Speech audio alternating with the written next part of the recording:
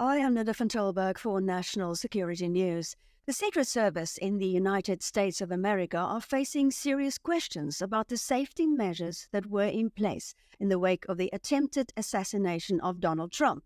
There were calls from the U.S. Congress for probes into what they deem to be a security failure.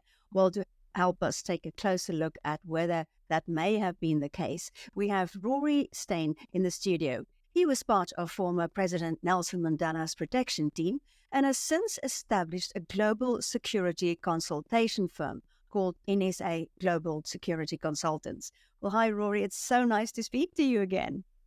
Good afternoon, Linda. Nice to speak to you and to everyone listening or watching. Well, what was your first reaction when you heard about the assassination attempt? The first reaction was I wasn't that surprised. As you know, I've just returned from an almost 2-month stint in the USA, and it's very sad for me to see a country that I have a high regard for and a lot of friends in. They are very, very polarized as a nation. And I made the comment to a number of my friends while I was over there that it appears to me as an outsider, and I do want to say that I get that I'm an outsider in this debate, that Americans are almost becoming incapable of relating to one another as Americans, because it all depends on whether you are blue or red, Republican or Democrat. And I'm hearing stories about friends inviting others to their home, and if those who walk in see pictures on the wall or memorabilia or a flag or a banner or a poster of the opposite political party than what they support, they'll leave and go home. And I find that tremendously sad. So my initial reaction, Linda, was, okay, it's happened. Something was bound to happen. The tensions, the rhetoric, the levels of vitriol that we're hearing are just too high, and something had to happen. I think it's tremendously sad. Now, what we must do is we must remove President Trump from this incident. It's not about who was shot at and almost killed. It's the fact that a former president of the United States was attacked by a sniper. That's what we need to look at. And I must also caution, as I always do, against being that armchair critic who jumps up and down because he thinks he knows everything and starts pointing fingers and making accusations without having the facts, Linda. So obviously, a lot of facts are going to emerge over time, and then we will hopefully understand why this seemingly unprotected rooftop was not covered by some form of security. That said, I think it was the BBC interview with that eyewitness. That guy seemed to me to be very credible. And what he was saying was that he and a number of other people saw a person carrying a rifle climb up onto the rooftop. He did inform law enforcement, and he made it clear that he informed police, not necessarily Secret Service, and he tried to attract the attention of Secret Service personnel there. And for whatever reason, he wasn't able to. So that is concerning. And one must say that is concerning, because in our world, when you protect a head of state, one of the things that you do is that you dominate the high ground. So you deploy your counter sniper teams, you have your own snipers, and they always get to the best vantage points, and you almost think like a sniper would think. So therefore, I think the argument could be made that the fact that that rooftop appears to be unprotected is a valid point. But let's not prejudge this. There's too much stuff going on social media. And remember that it's all going on within this context that I hopefully did some form of a decent job of describing how I experienced it personally. There's so much tension, animosity, vitriol, almost bordering on hatred in the United States context at the moment. So all of that's going on in that context. Let us wait. Let the authorities do their job. Let them do it thoroughly so that we can understand what happened and what didn't happen. Now, I have worked, Linda, with the United States Secret Service. It's an agency that I have a high regard for because they have massive budgets and they are able to deploy hundreds of pairs of eyes, ears, and feet in the protection of their presidents. And by the way, just as an aside, it's an interesting thing to me that Americans do not do what we South Africans do, and they don't refer to any of their presidents as former presidents. You know, we will obviously say former President Mandela or former President Mbeki. They don't do that. It is President Obama, President Bush, and President Trump for as long as that president is alive, and even after they're not alive. They are always President, whomever. So when you look at what happened in this instance to President Trump, it's very easy to say that the Secret Service are at fault. Remember that there are layers of security that are built into these protection operations. When we protected Madiba back in the mid-90s, it was a different world. And our mantra as the protection team was watch the hands, because we would dominate the 5-meter radius around our president, and we were always watching people's hands and their body language. You're looking at their faces. Are their eyes full of adulation, as they invariably were with Madiba, or is their face showing something different? But most probably, if he were to be attacked, somebody would come at him with a handheld weapon, a firearm, a knife, an improvised weapon. All of that changed with the advent of the suicide bomber, the person who would strap a vest full of Simtex to his or her body. That 5-meter radius probably went out to about 25 to 30 meters. So you had to deploy a whole lot of additional resources than just a protection team around the 5 meters. And then, of course, it changed again with the advent of drones. Now you can fly a payload right above your target's head. Well, you certainly could when drones first started, before the technology existed to make that thing land, to disarm it electronically. So this circle is getting wider and wider. And through all of that timeline, from watching the hands to drones, or the potential of drones, your sniper with the correct equipment, the correct ammunition, the correct weather conditions will always be a threat. Because, you know, we know that the best snipers can hit their targets over a mile away, which is 1.6 kilometers away.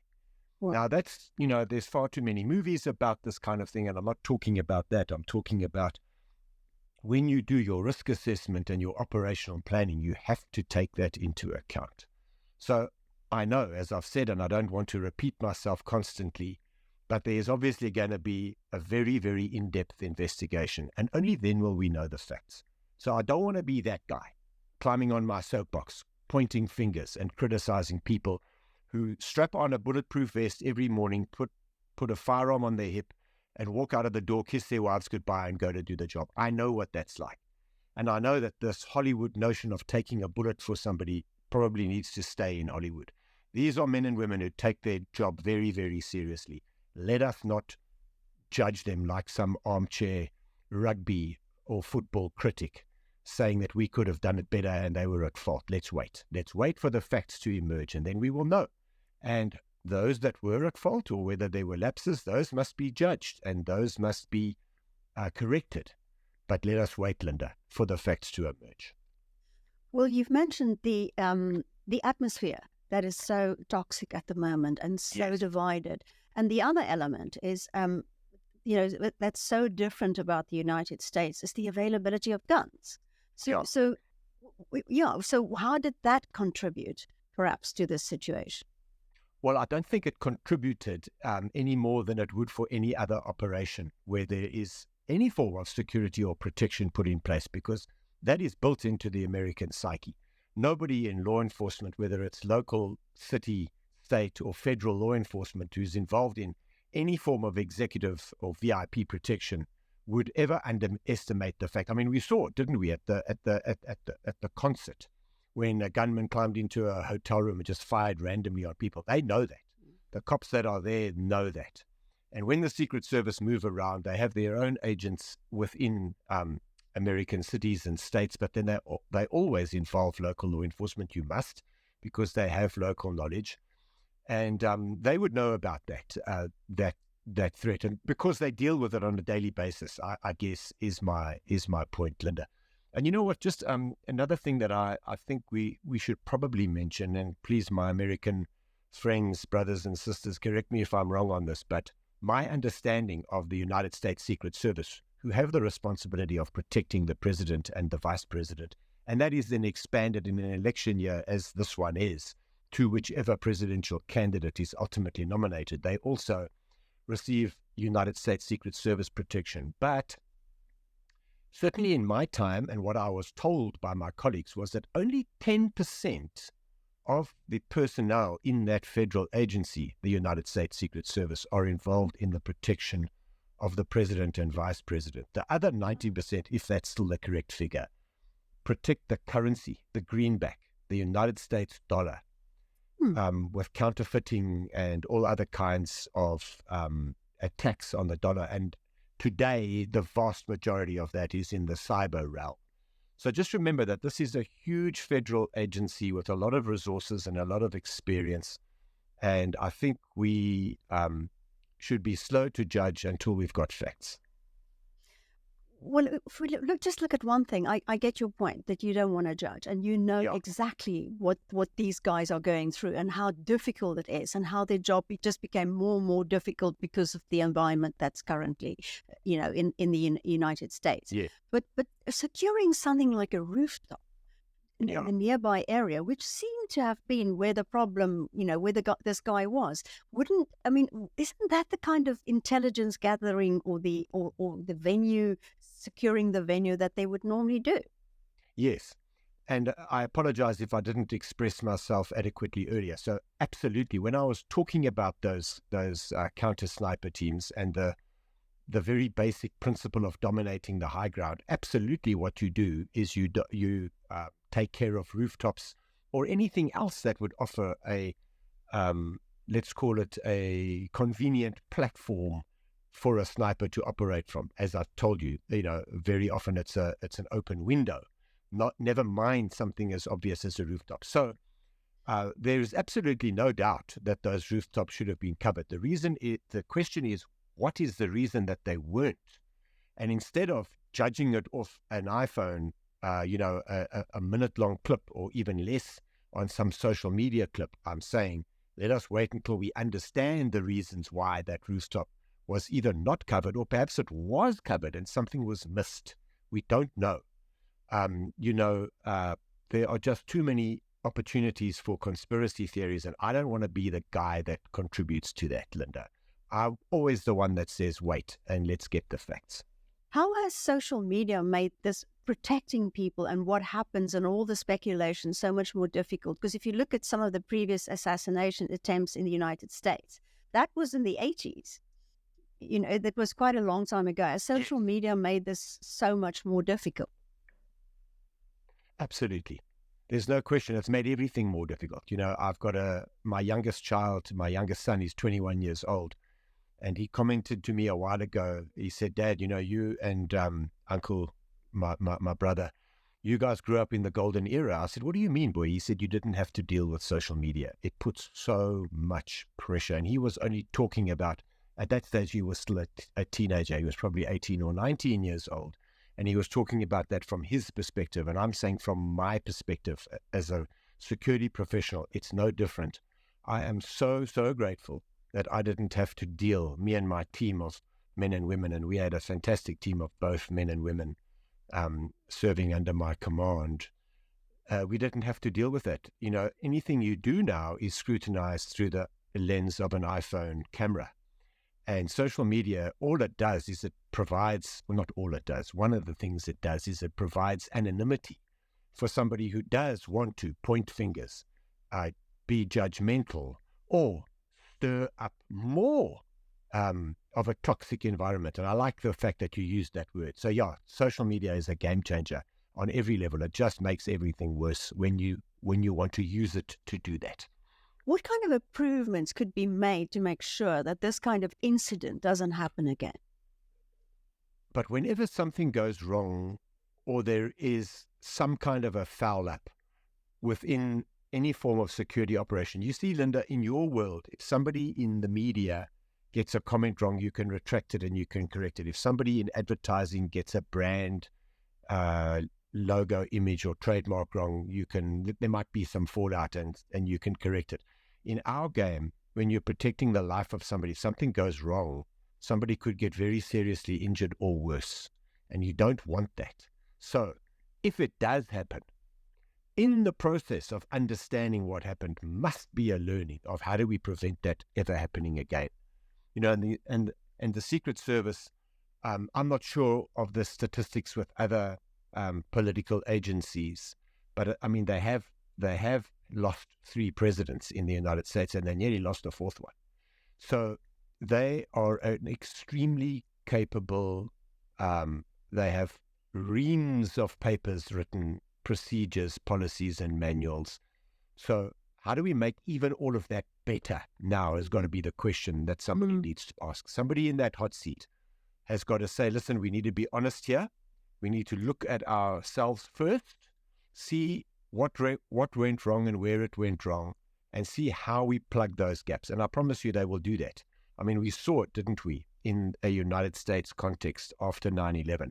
All of a sudden, there is now the TSA, and there are all those horrendous airport security protocols that we've all got to go through that frustrate me as a security professional, even though I understand what the reasons are.